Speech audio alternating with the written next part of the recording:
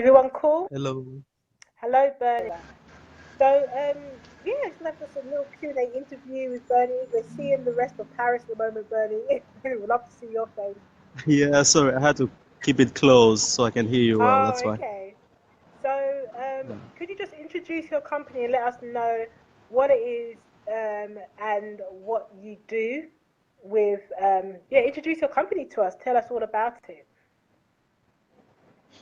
Okay.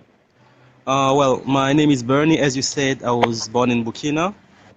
I've been living in France now for 13 years, and I've been having my brand since almost 4 years now. It will be 4 years in May.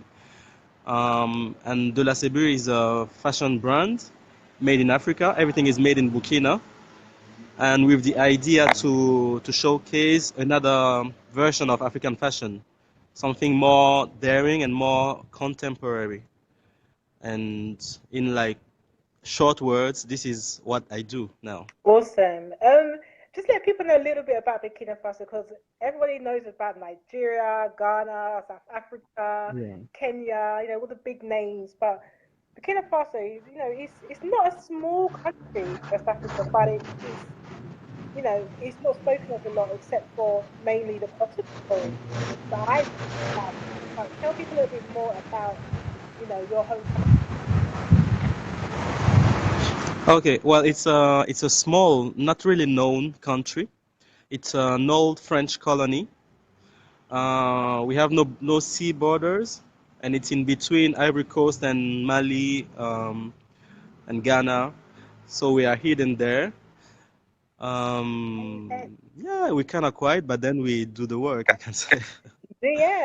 And the main productions of the country is cotton. We also do a lot of shea butter, and recently we started exploiting gold as well. Oh, wow.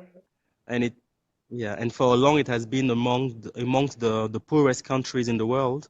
But lately we've been growing a lot with all these new industries, especially gold, which is making like a new rich, not rich, but like median class. Up, yeah. So it's definitely on the rise now. Wow, well, that part I didn't know about. Mm. I know you do some amazing Well, baobab juice as well. But the cotton story is the one that I'm really more familiar with. So you guys see that there's, there's interesting countries out there doing interesting things and interesting young people, such as Bernie, doing it. how I did set it Yes. up. Um, well, it was not that conventional because I just happened to launch it, I may say. I used to work in finance as a audit in an auditing company, and when I left, I just decided that I will not do something that I don't like. I just wanted to do everything that I liked, and then I always had fashion, African fashion clothes for myself. When I was back in Burkina, I would go to the tailors and get me like shirts or pants or whatever. And I realized that a lot of people were asking, where did you get it? Where can I get it? And I also met a girl who had a fashion blog about African fashion. And I realized that there was like a lot of people interested in African fashion and not a lot of offer to not a lot of brands or places you can get African fashion, especially for men. So I just decided like I should launch a small collection, and it was about 4 looks, and that was it. And it was kind of nicely welcomed. So I just decided to keep going because I did not do fashion studies, but I've always had like a thing for fashion. So I've always had an eye on what was going on in the fashion field. So I just say, well, why not? I will take the test, and if it doesn't work, it doesn't work. But then it worked, so that's why I kept on going on. Well, it's definitely been working for you because you've got quite a big following. Um, I was going to say that what I do love and why I wanted you to speak as well was because you're doing menswear, and many of us Yeah, get into fashion. We always want to do women's wear, and now in African fashion, a lot of it is tailored towards the women. But you're doing yeah, menswear. true. So have you've got a great following, so you've obviously got a lot of interest. How did you build such a large Yeah. following? Well, I I also had another passion for photography, Mm-hmm. and as a young brand, I didn't really have a lot of money, to be honest, to for all these websites and photo shoots and whatever. So I decided that I will just start doing a lot of visuals for the brands, Yeah, and I believed that like powerful images yeah, will capture people, like they will be like, oh wow, what is this, let me look into it, you know. So that was really important for me to always have like nice visuals. So I just went on Instagram. I followed people that I thought could be like nice model for the brands. I offered to them to pose for the company. I did not have money to pay them, but then I just explained what I was a young brand. I wanted to have like something built up, and yeah, that's basically how I did it. So at the beginning, I had to post a lot on the social yeah. media, and also for the collections, I did like shootings in Burkina with like a nice environment, a nice storytelling. So I had a chance that the shootings were published on a lot of blogs and media. So it brought like a lot of people to the Instagram and Facebook and all this stuff. Okay, so following the people that you'd want to work with, great photography, great imagery, using great locations for your photo Yeah, shoots, all these things were very exactly. key to you building up your following. And Instagram was very important for you. What was the key, right? I Yeah, think. just confirming that was all those things were very, very key for you. That's what it sounds like. So what? Well, I think it was I did a photo shoot for my spring summer 16 collection, and I put some head wraps on the model's head with covering the eyes, and so photo shoot was somehow like shocking, you know. Have a few more questions for him. Bernie, welcome. He's back, guys. Hey. Sorry for that. No, it happens. Don't worry. We was having a good little chat. You should read some of the feed. Yeah, Um, now I can speak.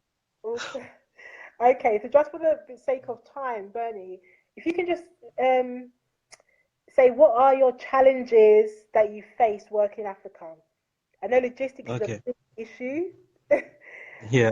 Shipping. Yeah, but then I was following what you were saying on about logistics, Mhm. but then also we need to check because some countries have a lot of accords with France or UK or other countries where you don't pay customs Yes, when you have the proof that it's made in that very same country. So yes. must be interesting to check that as well.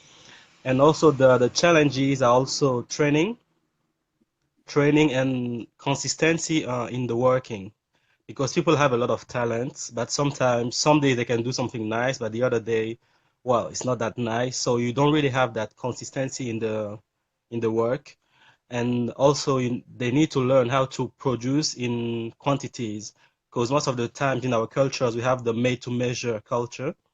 And the problem is that when you want like 20 shirts size M or L, they may not be able to make it if you don't take the time to train them on that.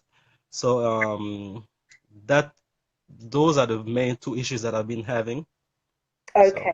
So So mm, consistency, quality, sizing, things like these yeah, with training. exactly. So yeah, I mean that is a major issue, especially if you're working with like smaller groups of tailors and producers who, like I said, are used to working a different way.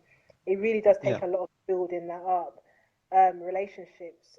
So what lessons have you learned by doing business in African fashion Yeah, or in that fashion? is possible.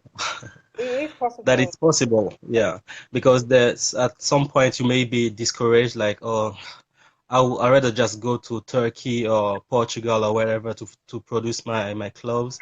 Yeah. But then it's possible. It's difficult and it's possible, and also it's like rewarding. Other than not talking about gaining money and stuff, but also it's direct action to me. You see directly what's the impact of what you're doing. and you see people growing in their lives. You see, like I have a tailor who also has his own workshop where he has employees. So to me, it's also rewarding, and that's the sense of the battle we've all been having. So it's rewarding. It's possible. It takes time, and it's not that beautiful when you're inside it, but at the end, it's just pleasure. It's pleasure. It's useful. So that's what I will say. Well, I can totally agree. And like I said to you guys yesterday, I've been working in fashion for about 16 years, and that's Mm, been um, in Germany, in Turkey, in the UK, and I think where else have I worked? In China. mhm. Also done interns and so forth in the US, but as well as Africa as well, of course, working with guys and companies in Africa. And what I can say, both international fashion brands, large scale to small scale, is that is a challenge. Yeah, The things you're speaking about, they only get bigger as a company gets bigger. So fashion looks fantastic on the outside, but it really mm, is not that beautiful on the inside. yeah. So you got to make it what it is. So just two last questions. One is Yeah. about your product to market, your sales channels. How do you get your menswear? Now you do women's as well, or some women's. But how do you get this product out there in the market so people can actually buy it? So you actually have a business. Because no sales is Yeah. no business. Right? Basically, my main channel is internet, Mm-hmm.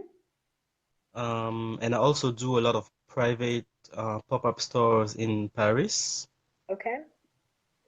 And I'm trying to get like a place where that I can use as a showroom so people can see and buy the stuff.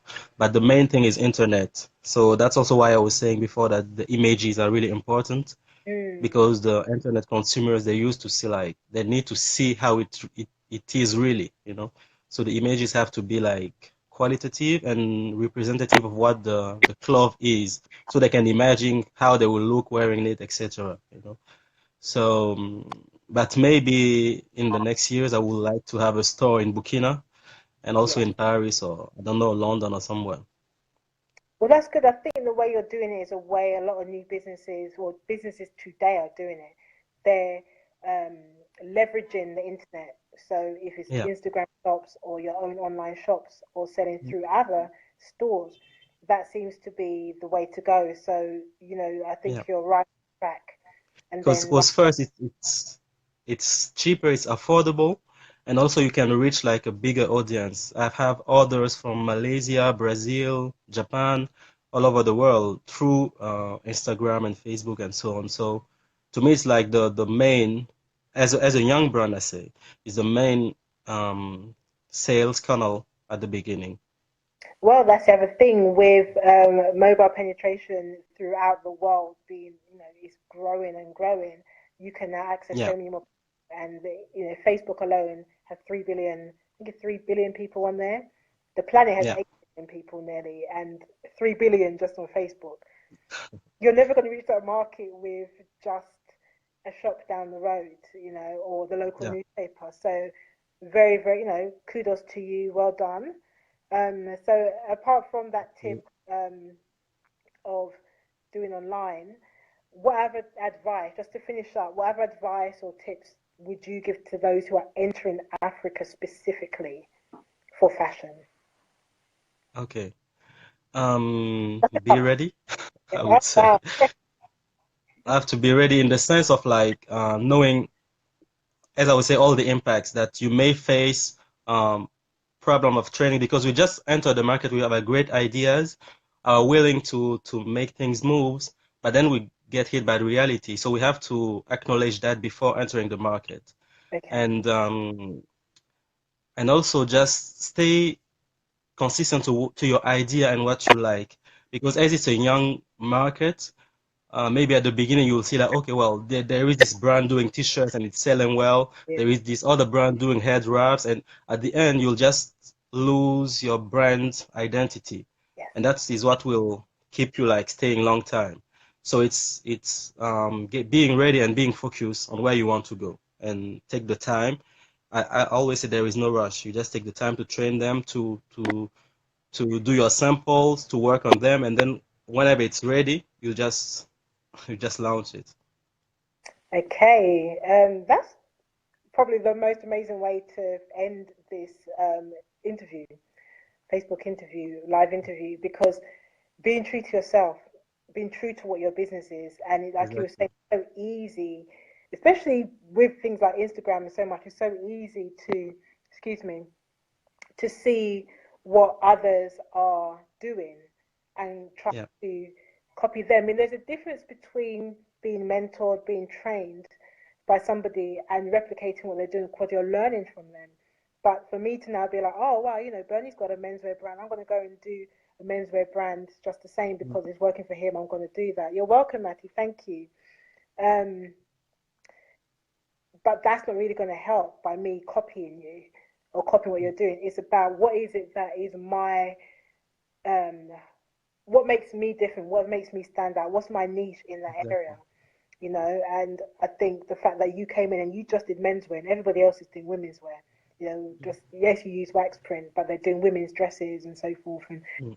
you know the market is flooded with that. But you've come with your edge, and that's giving you Yeah. something new, and that's what I love about what you do, and why I respect your work so much. So you know, I Thank you. continue to celebrate you. Um, and yeah, wishing you all the best. You know, I'll keep in touch with you Thank anyway. you very much. So I continue to all the best. Thank you very much, and all the best to all the beginners. Yeah, Beginners, yeah. beginners, yeah, perfect. But thank you, Bernie. Okay. You're Everybody, welcome. and thank you for joining, for contributing.